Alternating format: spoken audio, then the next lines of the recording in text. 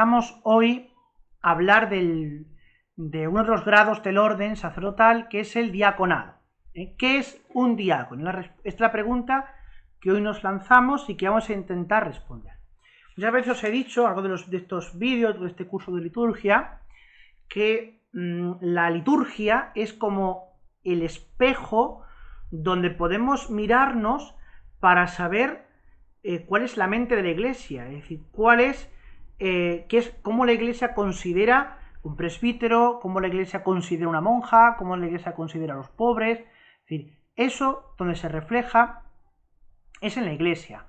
De ahí que en el siglo V, Próspero de Aquitania instituyese o formulase un axioma que hasta el día de hoy pues está en vigor y que muchos habéis escuchado, que es la famosa lex credendi. Él dice que lex orandi statuit lex credendi, es decir, la ley de la oración, la ley del orar, del celebrar, establece, constituye la ley de la fe, de lo que la Iglesia cree. Por tanto, nosotros vamos a ver hoy qué es el diaconado, qué es el ministerio diaconal, el orden diaconal, desde los aspectos litúrgicos. Vamos a extraer desde los libros del Pontifical de Órdenes, del Misal y con algunas notitas de un teólogo, del padre Righetti, qué es un diácono y cómo consideramos, cómo la Iglesia los concibe y los piensa. En primer lugar, nos dice el Pontifical de Órdenes en sus prenotandos 173-174 lo siguiente: los diáconos, como orden sacerdotal, como orden dentro del grado eclesiástico o del orden sacerdotal, dice, los diáconos se ordenan mediante la imposición de las manos, heredada de los apóstoles, para desempeñar eficazmente su ministerio por la gracia sacramental. Por eso, ya desde la primitiva época de los apóstoles, la Iglesia Católica ha tenido en gran honor el sagrado orden del diaconado. ¿Por qué? Porque los diáconos se fundan, tienen su origen en los apóstoles, en aquellos 7 varones apostólicos que, según los Hechos de los Apóstoles, capítulo 6, nos dicen, nos informan de cómo fueron instituidos, ¿no? Ese problema que hay con el servicio de las mesas de las viudas griegas, de las viudas que venían del mundo heleno, en favor de las viudas hebreas, y cómo los apóstoles dicen, no podemos descuidar la oración y la predicación por servir estas mesas. Vamos a elegir a 7 de vosotros y los impondremos las manos para que se carguen de este ministerio. Y de ahí viene toda esta cuestión, ¿no? ¿Por qué 7? ¿Por qué 7 diáconos? Bueno, muchas teorías de esos 7 del orden del número 7 para este orden, el número de los apóstoles, pero bueno, la que cobra, digamos, más fundamento es la que pone en relación el número 7 con una prescripción mosaica, según la cual Moisés imponía el instituir en cada barriada, si os acordáis, cuando tiene que distribuir al pueblo en estamentos para mejor legislarlo, jueces y magistrados, los cuales, con un juicio ponderado, con un juicio justo, debían decidir en las eventuales controversias. Los rabinos, siglos después de esto, aplicando esa misma máxima de Moisés, habían introducido la costumbre de poner en cada lugar un consejo de 7 hombres, los cuales debían proveer a la administración de la comunidad y al arreglo de las disensiones. Parece, por tanto, probable que los apóstoles siguieran esta misma práctica de los rabinos, de los maestros de la ley, a la hora de establecer el orden del diaconado. Y esa es la razón, digamos, por lo que, de hecho, en Roma va a haber siempre 7 diáconos. Va a ser la costumbre de la Iglesia romana. Ya, por ejemplo, en tiempos del Papa Cornelio, mitad del siglo III, o del Papa Sixto II. Muy probablemente había otros tantos en Cartago, en Milán, Zaragoza, en España. Bueno, pues ahí este número 7 está presente. Pero no es menos cierto que hay iglesias más modestas, más pequeñas, donde en vez de 7 pues había 1, 2 o 3 diáconos a lo sumo. Lo que es cierto es que esta labor diaconal, esta presencia del grado del diaconado, ha estado en la Iglesia siempre en torno al obispo. en torno al obispo. ¿Por qué? Porque, como veremos en su momento, la tradición apostólica de Hipólito establece que el diácono no se ordena para el sacerdocio, sino para el servicio del obispo. Se ordena en el axioma latino que todos conocemos, es in ministerio episcopi, para ejercer su función al lado del obispo y para lo que el obispo le requiera. Bien, esto va a tener al final de la Alta Edad Media, ya estamos en el siglo V, VI, VII, va a tener unos problemas que ya San Jerónimo incluso intentó atajar en el siglo IV. Y es que los diáconos van a constituir un orden fundamental donde se le va a encargar toda la administración de los bienes, de la economía, de los pobres, de la caridad, etc. Y por tanto su prestigio social va a ser mayor que el de los presbíteros o el de los obispos. De ahí que cojan una fuerza y una influencia tal que sean más fuertes a la hora incluso de elegir obispo o de elegir papa que los propios obispos o los propios presbíteros. Bien, esto va a ser así hasta que el Concilio Romano del año 595 va a desposeer a los diáconos de esta responsabilidad para dárselo al subdiácono, que es el orden que se instituye a tal fin, y a los clérigos inferiores. Y va a dejar ya a los diáconos simplemente una función meramente litúrgica, como esa lectura del Evangelio o preparar el altar y ser ministro del cáliz. Ese oficio, por tanto, ahí vemos la historia un poquito del diaconado y cómo lo recibe la Iglesia hoy. De hecho, el Pontifical de Órdenes, en el número 174, va a seguir diciendo: es oficio propio del diácono, según le fuere asignado por la autoridad competente, que es el obispo, administrar solemnemente el bautismo. Aquí va a enumerar las funciones litúrgicas. Reservar y distribuir la Eucaristía, asistir al matrimonio y bendecirlo en nombre de la Iglesia, llevar el viático a los moribundos, leer la Sagrada Escritura a los fieles, instruir y exhortar al pueblo, presidir el culto y la oración de los fieles, administrar los sacramentales, presidir el rito de los funerales y de la sepultura, dedicados a los oficios de la caridad y de la administración. Recuerden los diáconos, dice el pontifical, el aviso del bienaventurado Policarpo. Lo dice Policarpo, dice: compasivos, diligentes, actuando según la verdad del Señor, que se hizo servidor de todos. Esta idea de Policarpo va a marcar la nueva forma de concebir la ordenación de un diácono, como veremos en los formularios.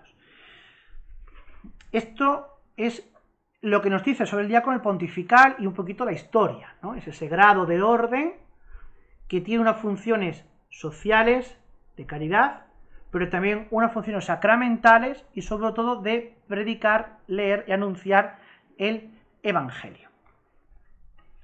Dentro del rito de ordenación hay lo que se llama la alocución del obispo, ¿vale? Que muchas veces puede ser la homilía, pero el ritual mismo, el pontifical mismo, establece, digamos, un guión para que el obispo lo tenga en cuenta a la hora de preparar la homilía de la ordenación de diáconos. Y en ese guión, que está inspirado en el pontifical de Guillermo Durando, del siglo XIII, el Lumen Gentium 29 y en el decreto Agentes 16 del Concilio Vaticano II, pues nos dice sobre los diáconos lo siguiente, ¿no? Queridos hermanos, le dice el obispo a ellos, ahora que estos hijos nuestros, de los cuales muchos de vosotros sois familiares y amigos, van a ser ordenados diáconos, conviene considerar con atención a qué ministerio acceden en la Iglesia. Y ahora empieza. Fortalecidos con el don del Espíritu Santo, ayudarán al obispo y a su presbiterio en el anuncio de la palabra, en el servicio del altar y en el ministerio de la caridad, mostrándose servidores de todos. Como ministros del altar, proclamarán el Evangelio, prepararán el sacrificio y repartirán a los fieles el cuerpo y la sangre del Señor. Fijaos que esto es en la cuestión sacramental y litúrgica. Sigue diciendo. Además, por encargo del obispo, exhortarán tanto a los fieles como a los infieles, enseñándoles la doctrina santa, es decir, la predicación, la instrucción catequética. Presidirán las oraciones, administrarán el bautismo, asistirán y bendecirán el matrimonio, llevarán el viático a los moribundos y presidirán los ritos exequiales. Consagrados por la imposición de manos que ha sido heredada de los apóstoles y vinculados al servicio del altar, ejercitarán el ministerio de la caridad en nombre del obispo o del párroco. Claro, un diácono puede estar en la catedral junto al obispo o puede estar en una parroquia trabajando, ¿no? Como ocurre muchas veces con los llamados diáconos permanentes. Con el auxilio de Dios, deben trabajar de tal modo que reconozcáis en ellos a los verdaderos discípulos de aquel que no vino para que les sirvieran, sino para servir. Da cuenta que esta idea, repito, va a aparecer al menos 3 veces en la oración de diáconos. En la antífona de entrada, en la oración colecta, en la locución y una cuarta, en la plegaria de consagración. En cuanto a vosotros, esto es lo que le dije al pueblo, y ahora se dirige a ellos. Queridos hijos, que vais a ser ordenados diáconos, el Señor os dio ejemplo. Os dio ejemplo para que lo que Él hizo, vosotros también lo hagáis.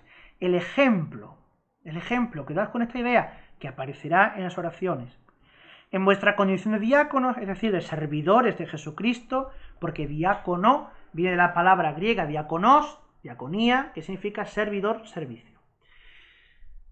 Que se mostró servidor entre los discípulos, está toda la reminiscencia de la última cena. Siguiendo gustosamente la voluntad de Dios, servid con amor y alegría tanto a Dios como a los hombres. Y como nadie puede servir a dos señores, tened presente que toda impureza o afán de dinero es servidumbre a los ídolos. ¿Por qué? Porque a ellos, por ministerio, les va a corresponder la administración de bienes y de la economía de las parroquias, de la diócesis y de la caridad.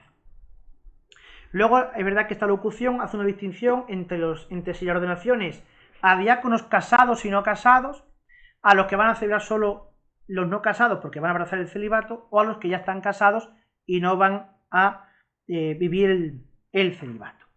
Bien, con respecto al celibato, de momento no voy a decir nada, porque quiero hacer una fisonomía del diácono, y hablaremos de ello cuando hablemos de las promesas de la ordenación.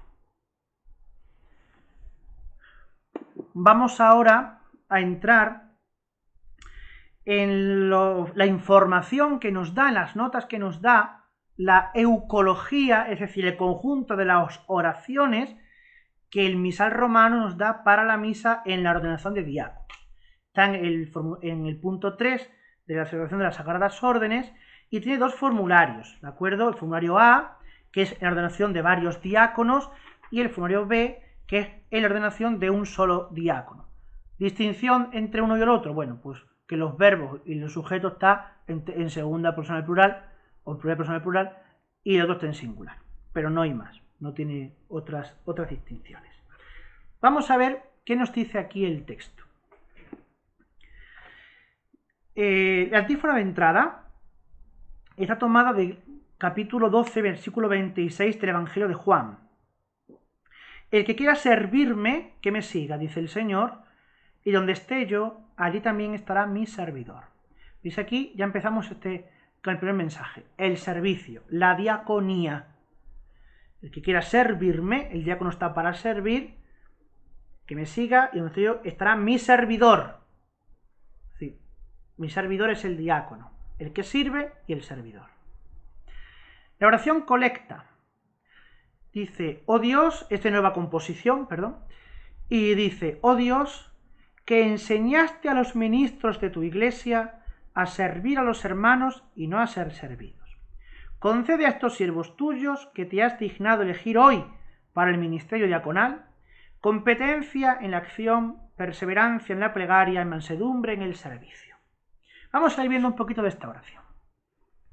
Oración colecta. Dice, oh Dios, que enseñaste a los ministros de tu iglesia. No hace distinción, es ministros. Por tanto, todo el grado jerárquico, que es al que se van a incorporar los diáconos en la ordenación, al orden jerárquico de la iglesia. ¿Y qué les enseñaste? A servir a los hermanos y no a ser servidos. Este es el gran logion de Jesús de Mateo 20, 28. El gran logion de Jesús sobre el servicio a la comunidad. Por tanto, es propio de todo el grado jerárquico, de todos los ministros de la Iglesia, el servir y no ser servidos. Se repite, es un sacerdocio ministerial al servicio del sacerdocio bautismal de la Iglesia. Concede a estos siervos tuyos que te has dignado elegir el misterio de la elección, porque nadie es sacerdote por su propia voluntad, sino porque Dios lo elige. Que te has dignado elegir hoy, y aquí se mete ya la cláusula temporal, el símeron griego, el odie litúrgico, el hoy que se prolonga en la eternidad, el hoy que no es un momento puntual, que se agota ahora, sino el hoy que dura hasta lo eterno, es el hoy de Jesucristo que nunca pasa. Por lo tanto, ya nos está diciendo que este grado es para siempre. Que te has dignado elegir hoy para el ministerio diaconal, aquí se especifica el tercer grado del orden. ¿Y qué es lo que le pide que les conceda? 3 gracias. La primera, competencia en la acción. Ahí viene un término latino, el término latino de esta oración es solertiam. Solertiam significa habilidad para hacer algo, sabiduría, tener industria, competencia en saber hacer, tener como arte, desparpajo para hacer las cosas. Entonces, que tenga competencia, desparpajo en lo que le toca hacer. ¿Cuál es la acción? La acción litúrgica, por ejemplo, ¿no?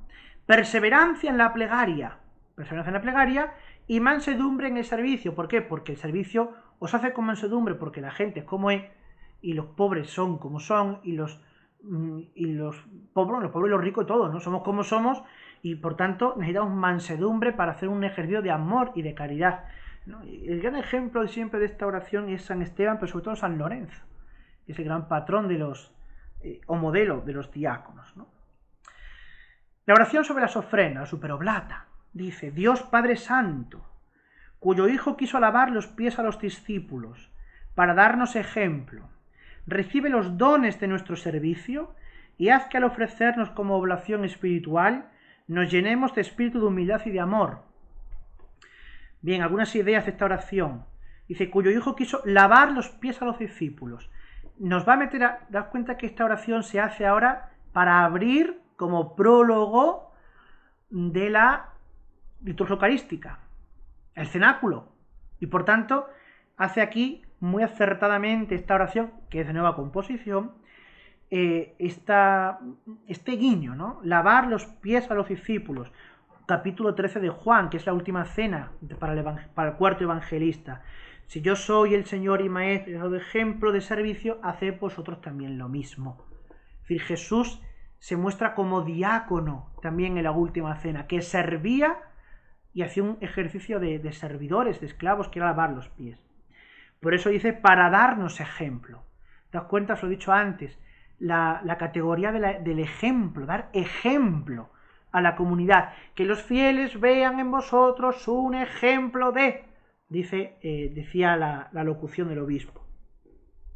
Recibe los dones de nuestro servicio, el pan y el vino, que se presentan en el altar, y haz que al ofrecernos nosotros con ellos como oblación espiritual, nos llenemos, y está la gracia que se pide en la oración, de humildad y de amor, la mansedumbre que venía en la oración colecta para desempeñar el servicio. Bueno, sigue la oración, no voy a entrar en los prefacios los comentaré en su momento cuando hablemos de los presbíteros, porque se utilizan los mismos, pero sí quiero ir a la antífona de comunión, que es de nuevo elogio del servicio de Jesús, de Mateo 20, 28. El Hijo del Hombre no ha venido a ser servido, sino a servir y dar su vida en rescate por muchos. Que es un eco de la oración colecta, es un eco de la plegaria de consagración, es un eco de la locución del obispo, y es la idea transversal de toda la celebración litúrgica. El servicio del ministerio jerárquico. La oración después de la comunión. Dice, concede, Señor, a tus siervos, nutridos con el alimento y la bebida del cielo, que para gloria tuya y salvación de los creyentes sean siempre fieles ministros del Evangelio, de los sacramentos y de la caridad. concedes a tus siervos, y aquí ya se ha comulgado, por eso nutridos con el alimento y la bebida del cielo. Ahora dice, para gloria tuya y salvación de los creyentes. Esto es la doble dimensión del culto cristiano. La dimensión ascendente o anabática, gloria tuya, y la dimensión descendente o catabática, salvación de los creyentes. Y lo que se pide es para los diáconos que sean siempre fieles ministros ¿de qué? De las tres cosas para las que se han ordenado. Para el Evangelio, para los sacramentos, todos los que se han enumerado anteriormente, y de la caridad, que no se nos olvide nunca este aspecto en el diaconado. Y sobre la bendición solemne final de la misa, es que en parte el obispo con las manos extendidas sobre los diáconos recién ordenados y el pueblo. Dice, Dios que os ha llamado para el servicio de los hombres en su iglesia, os concede una gran solicitud hacia todos, especialmente hacia los pobres y afligidos. Es la caridad, que es la tradición romana del diaconado. Amén.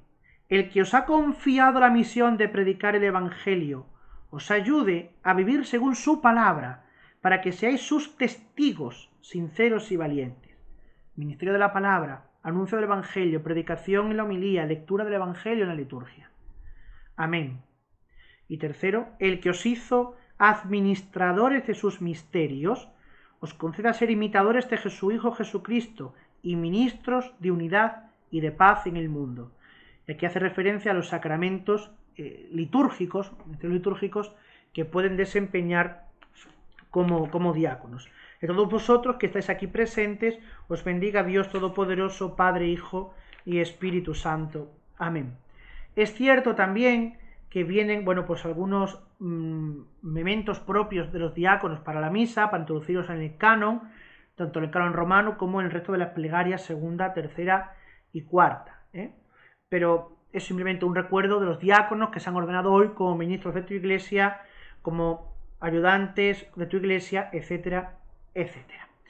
Y con esto, pues yo creo que nos queda un poquito clara una imagen de lo que es el diaconado en la iglesia.